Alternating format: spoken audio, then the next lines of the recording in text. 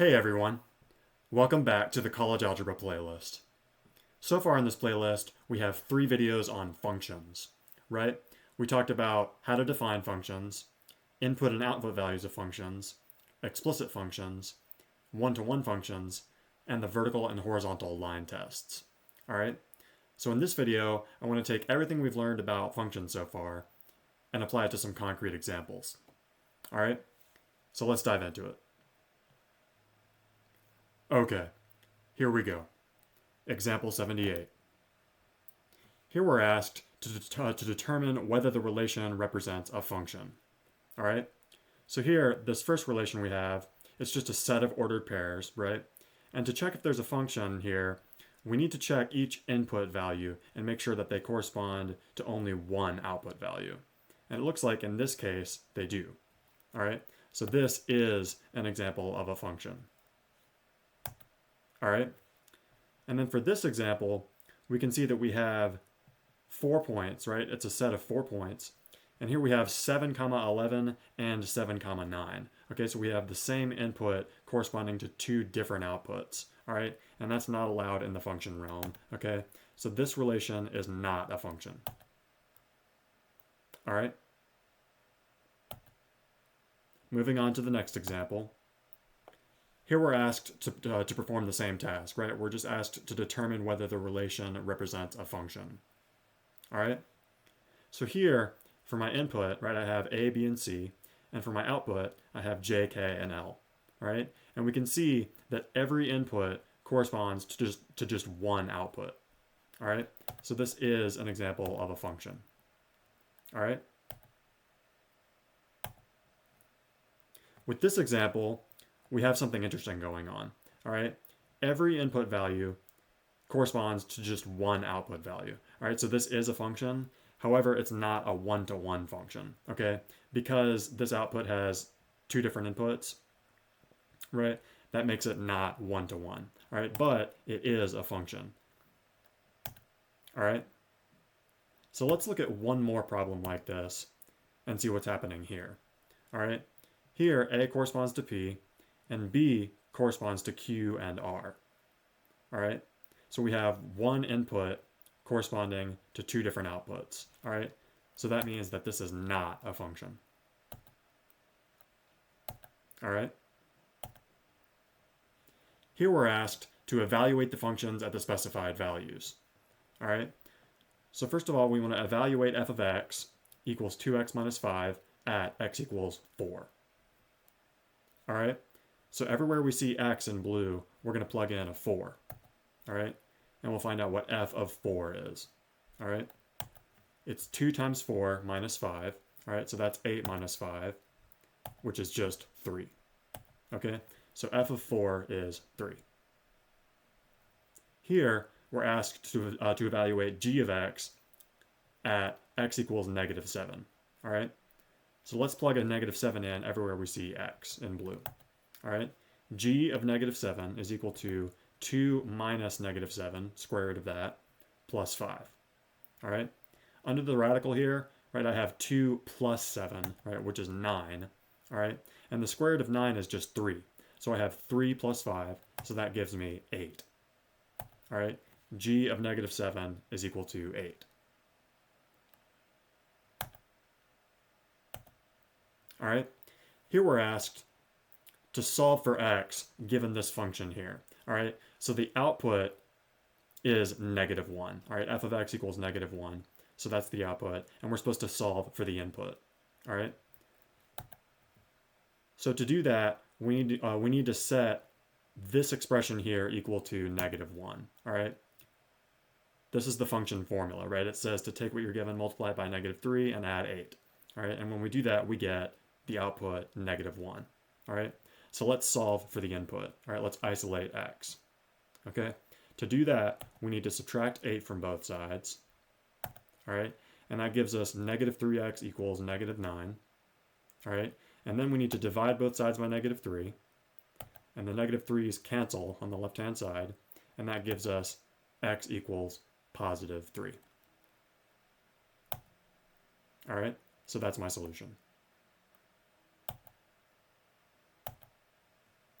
All right, here we're asked to express the relations as explicit functions. All right, remember, an explicit function means that the dependent variable is isolated on one side of the equation, right? Typically the left-hand side of the equation. Okay, so what we need to do here is isolate y. All right, so to do that, we need to divide both sides by 2x.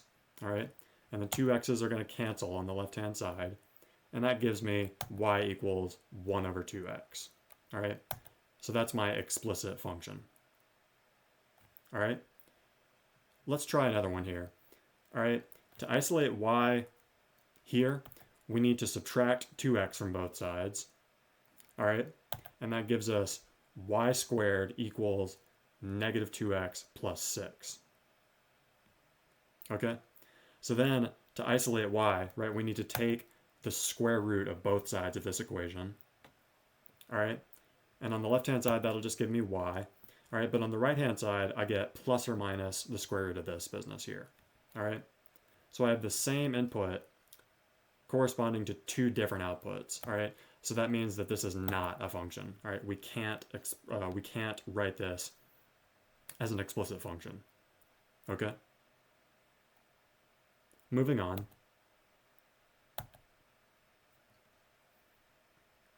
Here we're asked to use the vertical line test to determine which graphs represent functions. All right, so let's take a look at this function here on the left. All right, we want to know if this is a function or not. All right, so the vertical line test tells us that in this case, this is a function, right? Because no matter where we draw a vertical line, it's only going to hit the graph once, right? It only intersects the graph once. So this passes the vertical line test, and we can say that this is a function. All right, let's look at this middle thing. All right, here we have a vertical line hitting the graph in two different spots.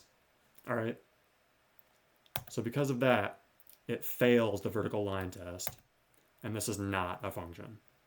All right, the equation for an ellipse like this is not a function.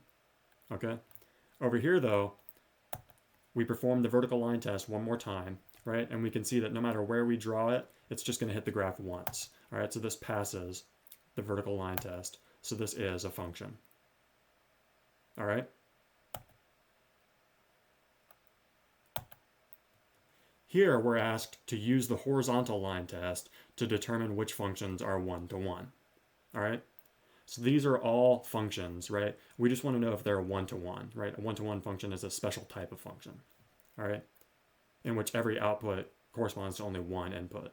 All right, so if we use the horizontal line test over here on the left, right, we can see that it's just going to hit the graph once. All right, so it passes the horizontal line test, which means that it is one-to-one. All right, in the middle here, we can draw a horizontal line that hits the graph twice. All right, so that means that it fails the horizontal line test. So this function is not one-to-one. All right, and lastly, we have this graph here, right? No matter where we draw a horizontal line, right, it's just going to hit the graph once. All right, so that means that it passes the horizontal line test, so it is a one-to-one function. All right, let's look at one more example. All right, this is an interesting word problem. All right, the number of cubic yards of dirt, D, needed to cover a garden with area A, square feet, is given by D equals f of A. All right, so D is a function of A. All right, a garden with area 5,000 feet squared requires 50 cubic yards of dirt. All right, we're asked to express this info in terms of the function f. All right,